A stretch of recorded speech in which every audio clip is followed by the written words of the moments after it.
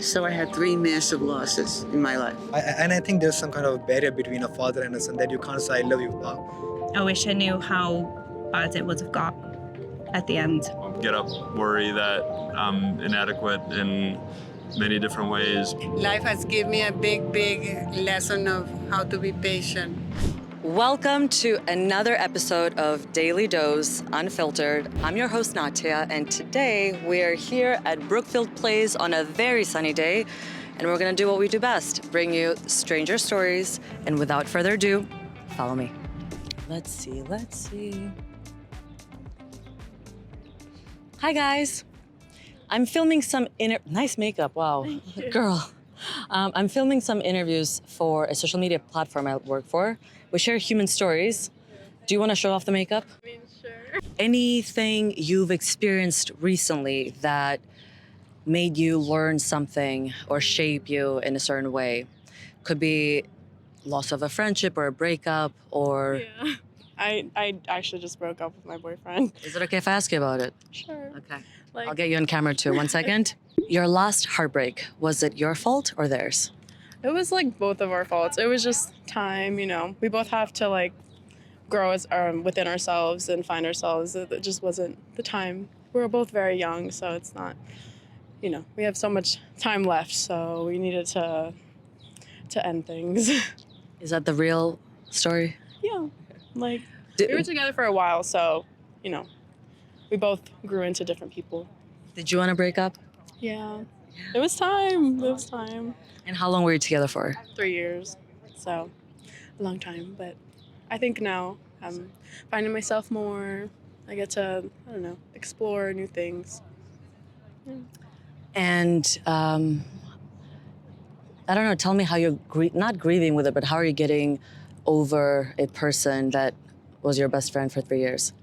I definitely have the support of my friends.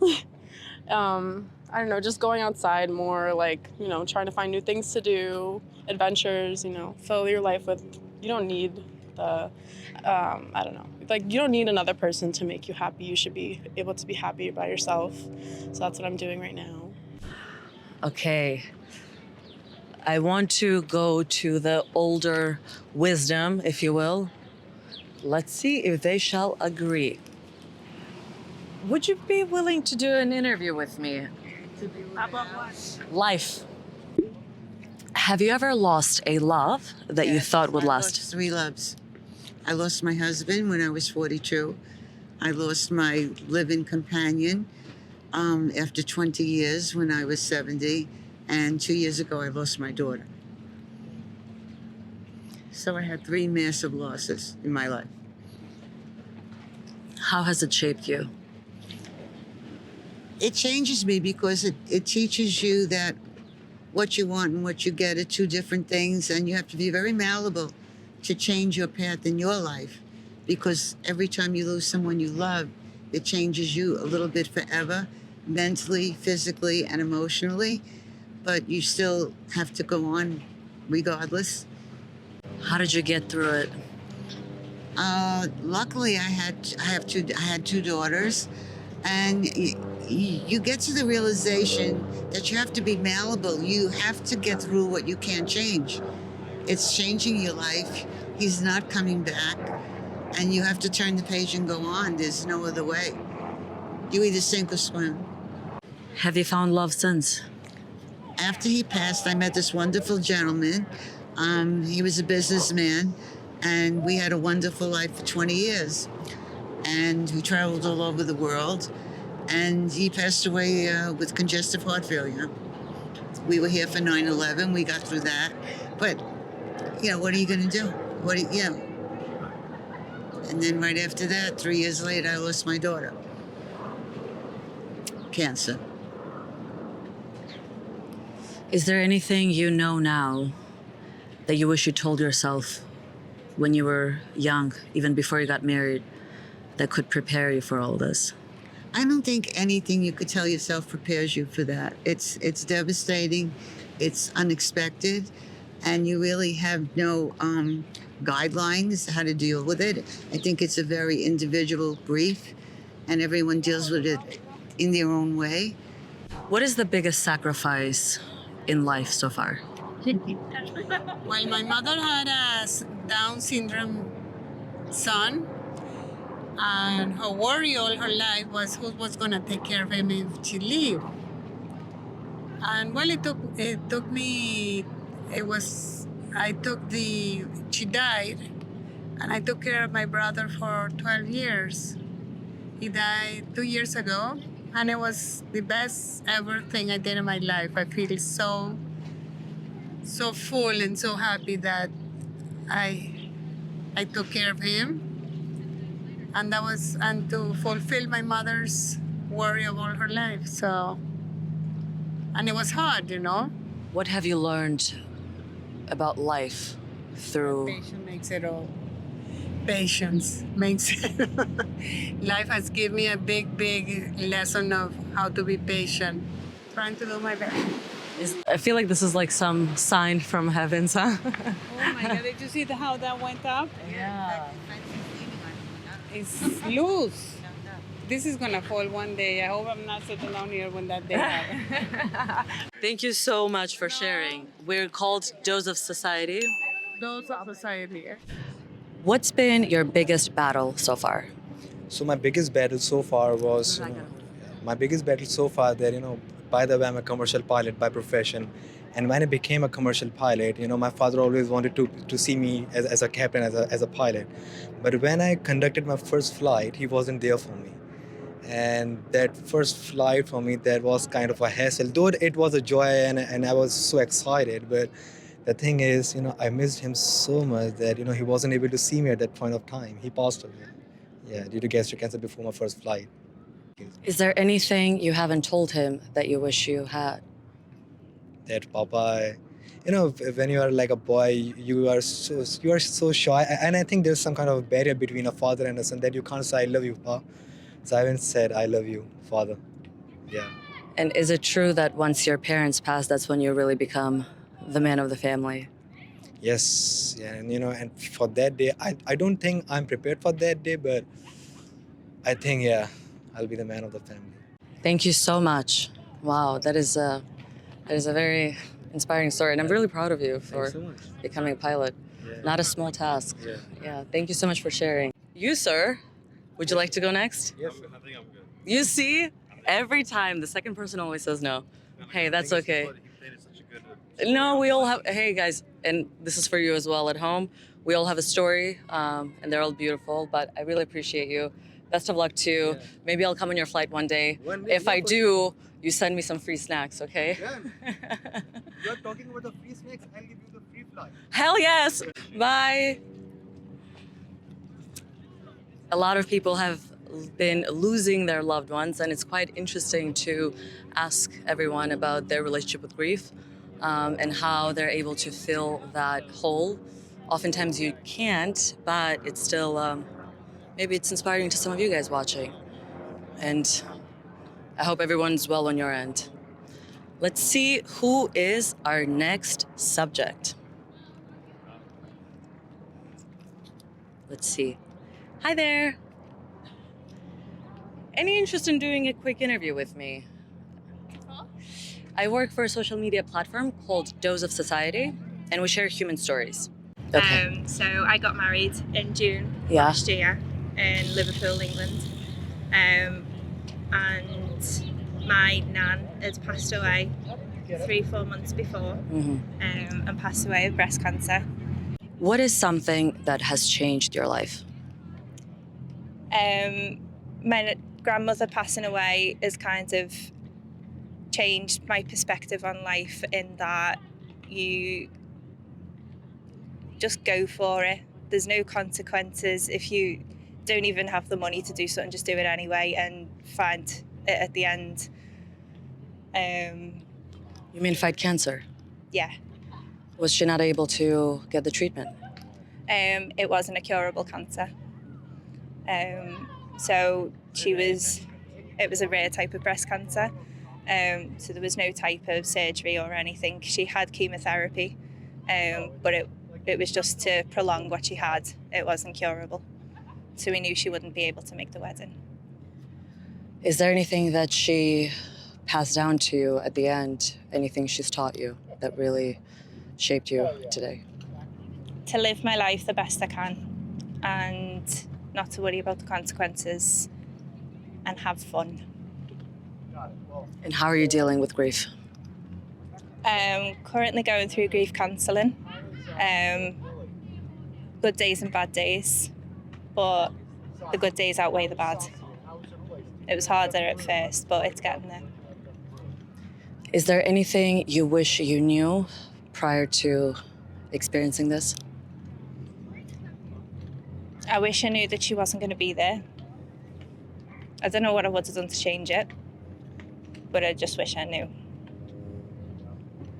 And I wish I knew how bad it would have got at the end. Thank you so much for sharing that. Okay. What's your name? Natia. Natia. And you are? Lovely to meet you. I'm Nicola. Nicola? Nicola, yeah. Nice, beautiful. I love We're on it. a mum and daughter Yeah? break. How was it to have your mom leave you? Oh, Abruptly. yeah. Horrendous. A whirlwind of a year. So I'd done all the medical appointments and looking after her and making sure everything was in because she wants to stay at home. She didn't want to be in hospital because she knew what the outcome was. So yeah, it was difficult, but then you sort of grieve going along while you're doing that instead of it all being at the end. Is it true that once you lose a parent, that's when you really grow up? Oh, yeah. I've never grown up. Oh, yeah? How come? I just don't, do I? No, we've I always like to gone- have a laugh. That's my thing, is there's always a laugh to have, or a joke to make, or a prank to do, or, yeah. Thank you, ladies, so much. Wish you all the best. Maybe I'll stumble upon you in Liverpool. Another story about grief. And yet, no matter how many of these I hear, there's a part of me that still does not believe in my own mortality or mortality of my close ones. But that's just a defense mechanism, my friends. Okay, let's find another story. Do you want to do an interview by any chance? What's it about? Life. Anything you feel comfortable sharing. It's super quick, I promise. 1 minute. Hi, I'm Natia. How are you? Good. I'm Ishan. Sean? Ishan. Ishan. Nice Where are to you meet from? Singapore. Okay, tell me about something that you hold from Singapore, just like from your life in general, that, I don't know, is most important to you, or something that you live by, or something that you wish you knew when you were younger? Yeah. I actually moved around a little bit. I was born in New York, but I only lived there for like 4 years. And then I was in London for a year, then New Delhi for 5, and then Bombay for 1, then Singapore for 6, and then I did my bachelor's in Chicago. But Singapore and like the rest of these places taught me like so much about kind of moving around. I think change kind of sucks in life, but at the same time, it's what keeps stuff fresh. It's awesome, and those experiences I think really taught me the importance of just being flexible, going with the moment. Do you feel uneasy when you are at one place for too long? Yeah, I definitely feel restless. That's something I want to work on because I have zero patience. How about commitment issues? I think no more than usual. What's usual? I think there's just like, I'm like 22, so I think there's always going to be a bit of a reservation about finding someone right now, knowing that the person I meet and the person I'm going to be is very different to 20 years down the line. So I think it's more of a, what do I want now versus what do I want my life to look like in 20 years? And I think right now I want to be with someone who's going to help me grow, going to help me learn, because that's kind of period of life I'm in right now. And I think in 5 or 6 years, the qualities that I value and the qualities that I look for might be a little bit different versus the person I am now. Well, thank you very much, sir. Of course. Good luck. Nice meeting you. Thank you so much. Enjoy the sunshine. He did say something interesting about Patience. I should have pressed him a little bit on that. Usually impatience means another aspect of perfectionism and having high expectations in life, maybe. Do you want to do an interview? No. No worries, thank you. But it takes 2 minutes. Yeah? Yes, okay. What is something you wake up thinking about, or something you worry about, or something that makes you the most happy besides giving? I feel like I have, anxiety as much as, the average person. Get up, worry that I'm inadequate in many different ways, but I try to go ahead and sort of power through and, realize all the things that I do sort of contribute and, make for the better in terms of my friends, my family, society, etc. And this idea of earning love, where does that come from? I think if it's earning love, possibly I was, I had a fairly rough relationship with my stepfather who did not appreciate anything that I did. And so if we're going to sort of go that route, I think that my necessity or my feelings to go ahead and provide and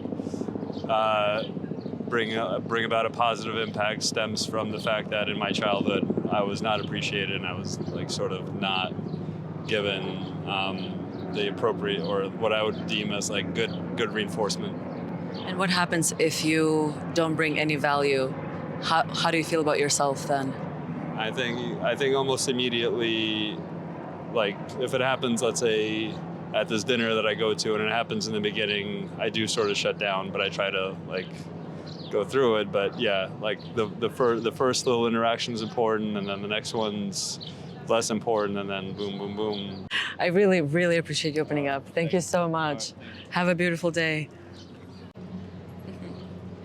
So cute. Oh. I had a feeling he was Eastern European. Always needing to bring value. Bringing value equates to not feeling worthy of love without it.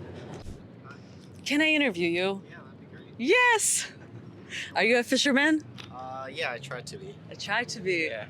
Have you caught anything today? Not today, no. How old are you? I'm 22. What's your name? Silas. Okay, Cyrus, where are you from? I'm originally from upstate New York, but I grew up in West Africa. Okay, so tell me, what brought you here from West Africa? Why did you keep going back and forth? How did it make you feel?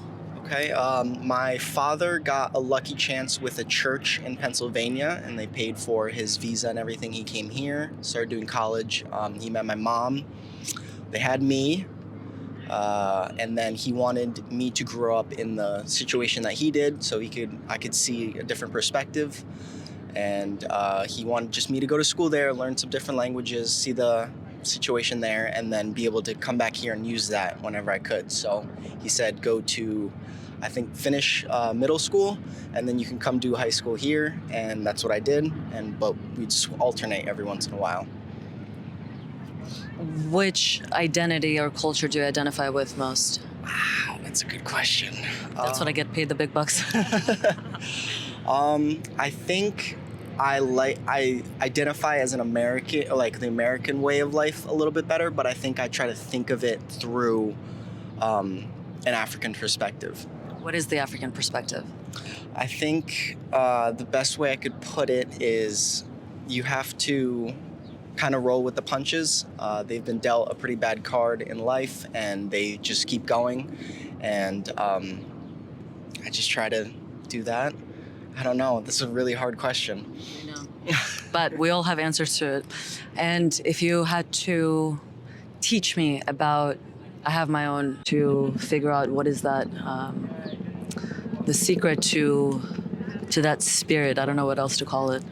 I think community. I'm not saying that there's not community anywhere else, but I feel like when a kid does something bad and it's not, you don't have to like bring them back to their parents or something, like everything's dealt with in the community. Like it's like not necessarily like a bad punishment, but like everybody learns from everybody else. And I think everyone just kind of leans on each other to kind of work with that. So when you know you have people on your back, you can be a little happy. Do you have that here? I think I do. I have a pretty close-knit group back home, upstate, and they... Well, I hope we catch some fish today. Thank you. Thank you so much. Well, that is it for this episode's Dose of Society Unfiltered. I do hope you enjoyed it, and until next time, bye.